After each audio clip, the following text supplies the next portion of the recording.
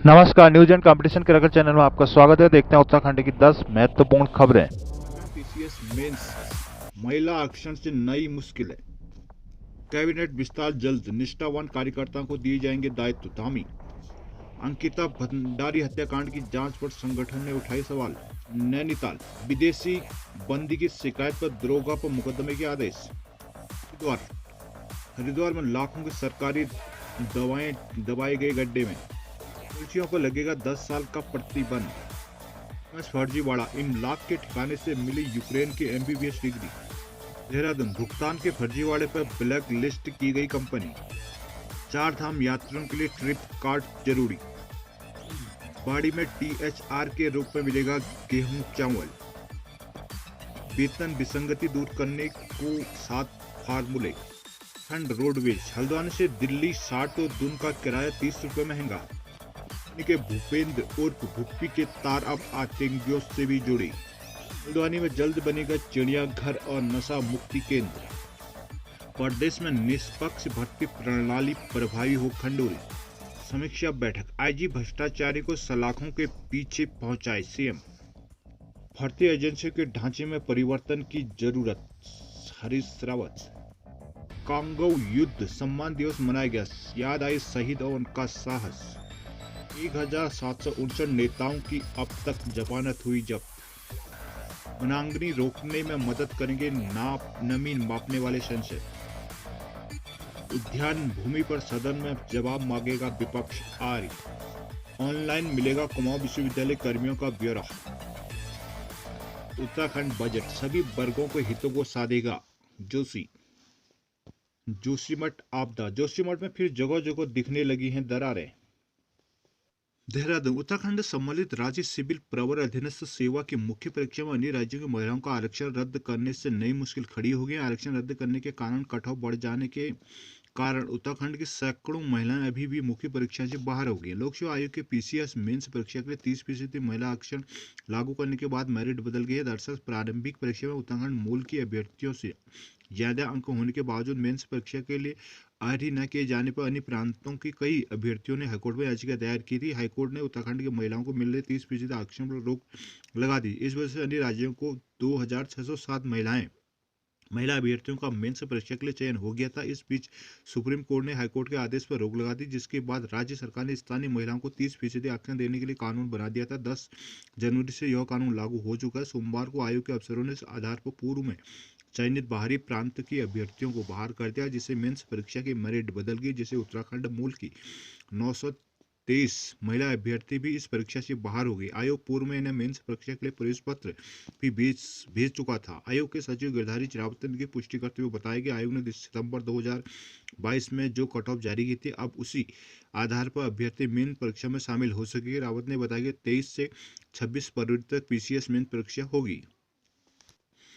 मुख्यमंत्री पुष्कर सिंह धामी ने कहा कि राज्य में भाजपा गठन संगठन की तरह ही राज्य सरकार भी समय से कैबिनेट का विस्तार करेगी। पार्टी के निष्ठावान कार्यकर्ताओं को सरकार की ओर से दायित्व दिए जाएंगे। सर्किट हाउस में मंगलवार को पत्रकारों से बातचीत के दौरान उन्होंने कहा कि राज्य में डॉक्टरों की कमी को दूर करने के लिए नियुक्ति प्रक्रिया जल्द पूरी कराई जाएगी। मेडिकल कॉलेजों में प्रोफेसरों की भर्ती प्रक्रिया भी कराई जाएगी। प्रदेश के सारे विभागों में नियुक्ति प्रक्रिया पारदर्शिता के साथ होगी, जिससे पहले गौला रोखड़ में मुख्यमंत्री ने 35.58 करोड़ रुपए से बने सीवर ट्रीटमेंट प्लांट और 3 करोड़ से बने लीगेसी वेस्ट प्रोसेसिंग प्लांट का उद्घाटन किया। मुख्यमंत्री धामी ने कहा कि कैंचीधाम और हेड़ा खान से मॉडल के रूप में पार्किंग निर्माण की शुरुआत की जाएगी।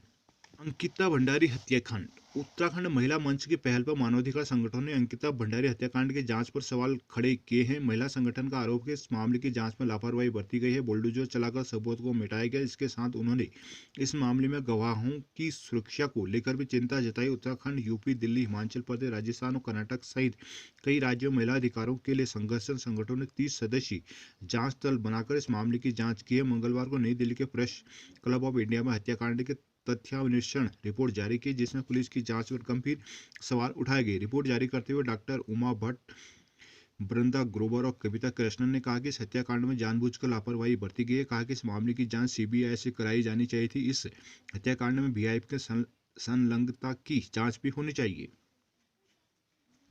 नैनीताल। मुख्य न्यायिक मजिस्ट्रेट नैनीताल की अदालत में सितारगंज जेल में सजा काट रहे विदेशी मूल के नागरिकों के शिकायती पत्र को गंभीरता से लिया गया। विदेशी नागरिकों ने जांच के दौरान उसका कीमती सामान लिए जाने और अब तक न लौटाने का आरोप लगाया। कोर्ट ने मामले में मुकदमा दर्ज कर प्रकरण की जांच जिले के बाहर तैनात विवेचकों से कराए जाने के निर्देश आईजी कुमाऊं रेंज को दिए हैं। मामले के अनुसार मूल रूप से अफ्रीकी हाल निठोली चंद्र बिहार निहाल बिहार बाहरी दिल्ली निवासी करीम कौन के खिलाफ लालकुआं थाने में धोखाधड़ी एवं आईटी एक्ट में केस दर्ज किया था। प्रकरण में जांच के बाद पुलिस ने आरोपित को 16 दिसंबर 2021 में गिरफ्तार कर कोर्ट में पेश किया था। पुलिस ने आरोपित को 16 दिसंबर 2021 में गिरफ्तार कर कोर्ट में पेश किया था। इस दौरान अभियुक्त ने जांच कर रहे दरोगा पर उनके एक कीमती घड़ी, सोने की चैन और 9,300 रुपये लेने का आरोप लगाया। कोर्ट ने मामले से जांच के निर्देश दिए। एसएसपी नैनीताल ने प्रकरण में विभाग की जांच कराई है। जांच से संबंधित दरोगा को क्लीन चिट मिल गई। इसके बाद सितारगंज जेल में बंद आरोपित ने न्यायालय को पत्र लिखकर फिर शिकायत की, कहा कि उसका सामान गायब, आज तक उसे नहीं मिला। मंगलवार को कोर्ट ने इसे गंभीरता से लिया और प्रकरण में आरोपी दरोगा के खिलाफ मुकदमा दर्ज करने और आईजी कुमाऊं रेंज को केस की विवेचना जिले के बाहर तैनात किसी विवेचक से करने के निर्देश दिए हैं।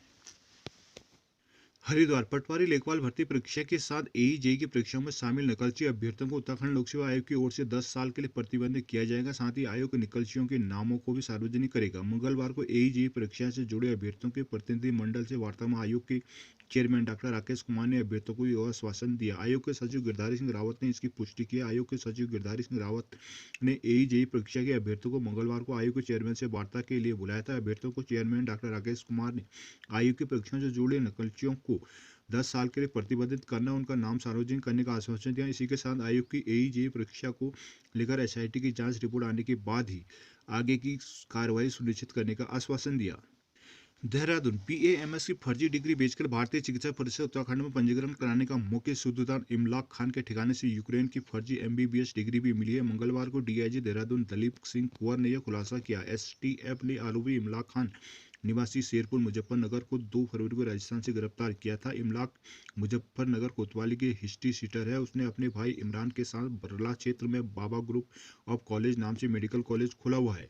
डीआईजी के अनुसार इमलाक खान को 3 दिन की रिमांड पर लेकर पूछताछ की गई। इस दौरान उसकी निशानदेही पर ministry of public health and Ukraine का फर्जी एमबीबीएस सर्टिफिकेट मिला। एन सिंह के नाम पर यूक्रेन के संस्थान से जारी एमबीबीएस की डिग्री फर्जी बताई गई। यह भी सामने आया कि आरोपी ने चीन की यूनिवर्सिटी की भी फर्जी डिग्रियां बनाने की कोशिश की। के साथ ही दिल्ली, बिहार, यूपी, राजस्थान और कर्नाटक के कई शिक्षण संस्थानों के भी फर्जी सर्टिफिकेट मिले हैं। उनके कॉलेज से फर्जी डिग्रियों के साथ लेटर पैड व 51 मोहरें, फर्जी मोहरें भी बरामद हुई हैं। उत्तराखंड पावर कॉर्पोरेशन लिमिटेड में भुगतान फर्जीवाड़े पर create energy private limited company को ब्लैक लिस्ट कर दिया गया है। कंपनी को यूपीसीएल के साथ किसी भी तरह के कारोबार करने के लिए प्रतिबंधित कर दिया गया। कंपनी को ब्लैक लिस्ट करने की जानकारी यूपीसीएल ने देश की सभी पावर कंपनियां, सभी विद्युत नियामक को भी दी है, ताकि कंपनी पर दूसरे राज्यों में नकेल कसी जा सके। यूपीसीएल ने पावर ट्रेड को लेकर create energy private limited company के साथ करार किया था। यूपीसीएल कंपनी के पावर ट्रेड का तो नियमित भुगतान करता रहा, लेकिन यूपीसीएल के पास शेष बचने वाली बिजली को बेचने के एवज में जो पैसा कंपनी ने यूपीसीएल को लौटाना था वो नहीं लौटा था। ये बढ़ते बढ़ते 50 करोड़ से ऊपर पहुंच गया। कंपनी के स्तर पर भुगतान का ही फर्जीवाड़ा 14 अप्रैल 2017 से किया जाना शुरू हुआ था। इससे ठीक कुछ दिन पहले ही यूपीसीएल के मैनेजमेंट में बड़े स्तर का बदलाव हुआ था। मैनेजमेंट बदलाव के बाद कंपनी में मेहरबानी बरती गई। भुगतान में डिफॉल्टर होने के बावजूद कंपनी को सेवा विस्तार दिया गया, दोबारा काम दिया गया। मामले का खुलासा होने पर आधा दर्जन से अधिक निचले स्तर के कर्मचारियों के खिलाफ कार्रवाई हुई। इस कार्रवाई में भेदभाव के आरोप लगे। असल बड़े आरोपियों को पूरी तरह बचा लिया गया। जिन अफसरों ने आंखें बंद कर कंपनी को सेवा विस्तार दिया उन्हें बचा लिया गया। आंगनबाड़ी केंद्रों से मिलने वाली पूरक आहार टीएचआर में अब फोर्टिफाइड गेहूं और चावल मिलेगा। विभाग ने इसके लिए एफसीआई को 2 माह की खपत का विवरण भेज दिया है। इस कारण 2 माह से टीएचआर का विवरण नहीं हो पाया था। आंगनबाड़ी में गर्भवती महिलाओं, धात्रियों और 3 साल के कम उम्र के बच्चों को अब तक टीएचआर में ड्राई फ्रूट, चने, स्थानीय दालें, गुड़ मिलता था। जिलों में सीडीओ के नेतृत्व में कमेटी मेन्यू तय करती है, लेकिन अब केंद्र ने इसी लागत में अधिक खाद्य सामग्री देने के लिए फोर्टिफाइड गेहूं और चावल की शर्त लगा दी है। इसी क्रम में दिसंबर जनवरी में 3000 मीट्रिक टन राशन की डिमांड भेजी है। देहरादून प्रदेश के शिक्षकों की वेतन विसंगतियों को 7 फार्मूले से हल किया जाएगा। 10 फरवरी से शुरू होने जा रहे विशेष अभियान के लिए शिक्षा विभाग ने 7 विभिन्न श्रेणियां तय की है, जिसके आधार पर सभी वित्त अधिकारी और आहरण वितरण अधिकारी अपने अपने क्षेत्र में वेतन विसंगतियों का अध्ययन करते हुए समाधान निकालेंगे। 20 अप्रैल तक सभी विसंगतियों का हल न कर पाने वाले अधिकारियों को अप्रैल से वेतन नहीं मिलेगा। शिक्षा विभाग में बड़ी संख्या में शिक्षक वेतन विधियों से परेशान है। न्याय समय समय पर लागू होने वाले वेतन को कई स्थानों पर गलत निर्धारण किया जाता है। इसकी वजह से बड़ी संख्या में कोर्ट भी दायर है। सभी प्रकरणों का हल निकालने के लिए 2.5 महीने के विशेष अभियान शुरू किया जा रहा है। ब्लॉकवार शिक्षकों की विसंगतियों को दूर करते हुए रिकॉर्ड को अपडेट किया जाएगा। आहरण वितरण अधिकारी को अनिवार्य रूप से दोनों शिक्षा निर्देशकों तथा वित्त नियंत्रकों को इस बाबत प्रमाण पत्र भी देना होगा। सभी वित्त अधिकारियों को कार्मिकों की प्रथम नियुक्ति, प्रमोशन, समय मान, वेतनमान, एसीपी पर वेतन निर्धारण के लिए विस्तार से उदाहरण के साथ वेतन तय करने का फार्मूला दिया है। चयन प्रोन्नत प्राप्त शिक्षकों की प्रोन्नति समान वेतनमान में होने पर वेतन निर्धारण के उदाहरण दिए हैं। वेतन उच्चीकरण होने, वेतन आयोग की संस्तुति पर होने वाले वेतन निर्धारण का ब्यौरा भी दिया है। 6वें और 7वें वेतनमान के तहत शिक्षा विभाग में कम वेतन तय करने के लिए तारीखवार ब्यौरा भी दिया गया है। उत्तराखंड परिवहन निगम ने यात्री किराए में वृद्धि की है। 60% से ज्यादा बसों में 5 से लेकर 16% तक किराया बढ़ाया गया। हल्द्वानी से दिल्ली और देहरादून सहित अन्य महानगरों को जाना महंगा हुआ है। ऐसे में पहले से महंगाई झेल रहे यात्रियों को बस किराया बढ़ने से ज्यादा भार पड़ेगा। मंगलवार को हल्द्वानी बस स्टैंड से चलने वाली बसों के बढ़ा हुआ किराए की लिस्ट जारी कर दी गई। बढ़ा हुआ किराया मंगलवार दोपहर 1 बजे से यात्रियों से लेना शुरू कर दिया जाएगा। हालांकि उत्तराखंड परिवहन निगम की अनुबंधित वॉल्वो बसों का किराया पूर्व की तरह ही रहेगा।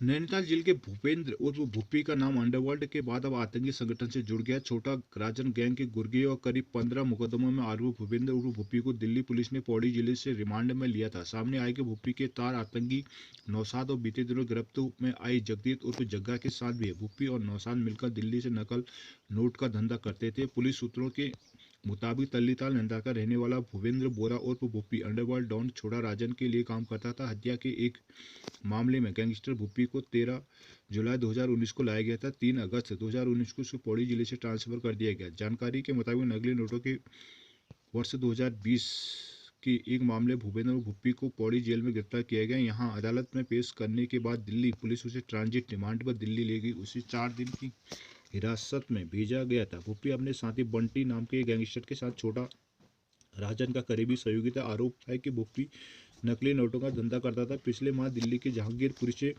गिरफ्तार किए गए आतंकी नौशाद और उसके सहयोगी जगदीप उर्फ जग्गा के साथ वह नकली नोट बनाने का कारोबार करता था। पुलिस ने बताया कि भूपी 2020 के एक मामले में फरार है। नौशाद हरकत उल अंसार और हिजबुल मुजाहिदीन के आतंकी को संबोधित था। आतंकी नौशाद ने दिल्ली पुलिस को बताया था कि उसे अपने पाकिस्तानी आकाओं से निर्देश मिले थे। नौशाद ने जांच के दौरान खुलासा किया कि जब वह जेल में था तब उसकी मुलाकात आतंकी संगठन हरकत उल अंसार से जुड़े नदीम से हुई थी। नौशाद की निशानदेही पर दिल्ली पुलिस ने भूपी को गिरफ्तार किया था। पुलिस के मुताबिक भवानीगंज रामनगर निवासी मोहम्मद रिजवान अंसारी पुत्र मोहम्मद यूसुफ अंसारी प्रॉपर्टी डीलर है। प्रॉपर्टी डीलर ने बताया कि भूपी के नाम पर राहुल श्रीवास्तव मूल निवासी सितारगंज, मीना बाजार हाल निवासी भवानीगंज रामनगर और गुलशेर उर्फ सुल्तान निवासी बंगाली कॉलोनी राजीव नगर लालकुआ ने 8 लाख की रंगदारी मांगी थी। मुख्यमंत्री पुष्कर सिंह धामी ने हल्द्वानी में कुल 6 विकास योजनाओं की घोषणा की। उन्हें हल्द्वानी में पर्यटन वन्यजीव की पहचान के लिए बनने वाले अंतर्राष्ट्रीय चिड़ियाघर का काम शुरू किया जाएगा। इसके लिए आवश्यकतानुसार धनराशि स्वीकृत की जाएगी। कहा कि रजत जयंती 2025 तक ड्रग फ्री देवभूमि प्रदेश बनाया जाएगा। इसके लिए युवाओं को नशे से दूर रखने के लिए हल्द्वानी में एक नशा मुक्ति केंद्र खोला जाएगा। हल्द्वानी को मंगलवार के गोला रोखड़ में एसटीपी और लीगेसी वेस्ट प्रोसेसिंग प्लांट का लोकार्पण मुख्यमंत्री किया। उन्होंने कहा प्रदेश में स्वास्थ्य सेवाओं के विस्तार को लेकर उनकी सरकार लगातार काम कर रही है। इसी क्रम में हल्द्वानी के डॉक्टर सुशीला तिवारी अस्पताल में रोगियों को भी सभी स्वास्थ्य सेवाएं मिल सके, इस पर काम किया जा रहा है। इसलिए एसटीएस में एक और अत्याधुनिक कैथ लैब बनाई जाएगी जिससे पूरे कुमाऊं के हृदय रोगियों को आसानी से यहाँ इलाज मिल सके। इसके अलावा उन्होंने अपनी घोषणा में गोलापार स्थित क्षतिग्रस्त सिंचाई नहर के जीर्णोद्धार के लिए धनराशि आवंटित करने की बात कही। वही लालकुआ विधानसभा क्षेत्र में विद्युत पोल, नई लाइन और ट्रांसफार्मर आदि के लिए धनराशि देने की घोषणा की। साथ ही लालकुआ बंगाली कॉलोनी एवं हाथीखाना के लिए पेयजल योजना, बिजली के लिए डीपीआर बनाने के साथ ही स्वीकृत धनराशि करने की घोषणा भी की है। हल्द्वानी पूर्व सीएम हरीश रावत ने यूके पीएससी में लगातार पेपर लीक के मामले सामने आने को गंभीर करार दिया है। उन्होंने आयोग में बड़े पदों पर नियुक्ति में सावधानी बरतने की बात की। रावत ने आयोग में अध्यक्ष की तर्ज पर अन्य पदों में भर्ती की मांग उठाते हुए भर्ती एजेंसी को ढांचे परिवर्तन की जरूरत बताई है। सोशल मीडिया में पूर्व सीएम हरीश रावत ने लिखा कि पहले अधीनस्थ सेवा चयन आयोग फिर पब्लिक सर्विस कमीशन पे इस बात को लेकर चिंतित था कि अधीनस्थ सेवा चयन आयोग में बड़े पदों में नियुक्ति की वक्त सावधानियां क्यों नहीं बरती गई। लोगों का पिछला ट्रैक रिकॉर्ड देखा और उन्हें नियुक्त कर दिया। फिर वही एक बड़ा घोटाला सामने आया जिसमें सीधे अध्यक्ष के संलिप्तता बनी। दोनों भर्ती संस्थानों के ढांचे में आमूलचूल परिवर्तन करने की जरूरत है। सदस्यों के लिए भी उच्चतम योग्यता मापदंड जो चेयरमैन की नियुक्ति के लिए होना चाहिए वही आवश्यक है। परीक्षा नियंत्रक से लेकर दूसरे सभी पदों पर बैठे हुए लोगों का मूल्यांकन समय समय पर करते रहना भी जरूरी है। पूर्व सीएम ने लिखा कि वे लोक सेवा आयोग में किसी पद पर टिप्पणी नहीं कर रहे हैं।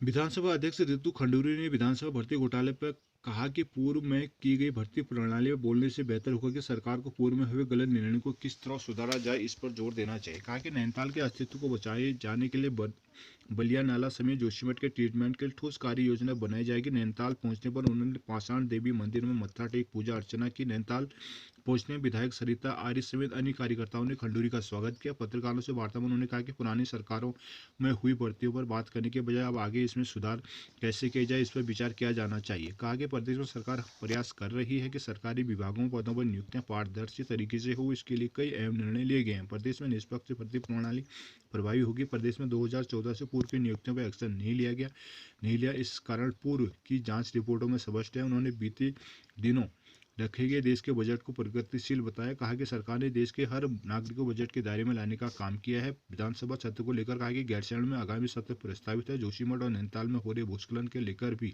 वह गंभीर दिखी। कहा कि सरकार का ध्यान जोशीमठ की ओर है।